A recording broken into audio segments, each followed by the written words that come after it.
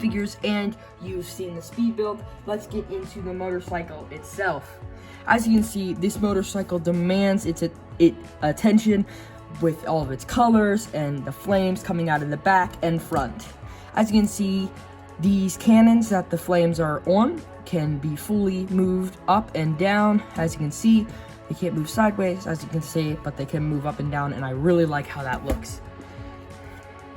Starting with the front, as you can see, there's 2 disc shooters right there and there that you push these buttons and they'll fire. I'll show that later. But there is a headlight right here. There's an Avengers sticker plate right here.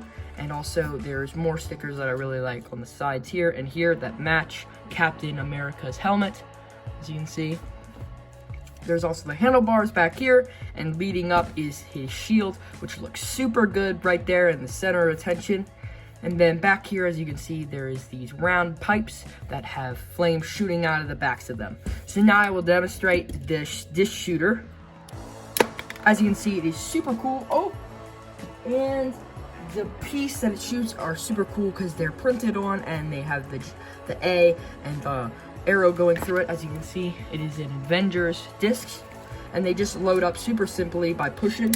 Another cool thing about that is you can load any type of circular piece. I'm loading up a pizza from the Friends Cafe, and I'll shoot that just like that, and it's super cool. And I really like this playset because it has a cool play feature, and the fact that the shield can be placed on the actual motorcycle.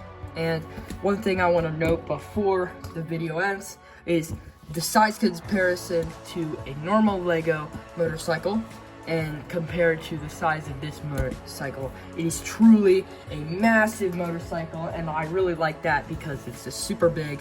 And thanks for watching. Hope you liked this video. Make sure to like and subscribe.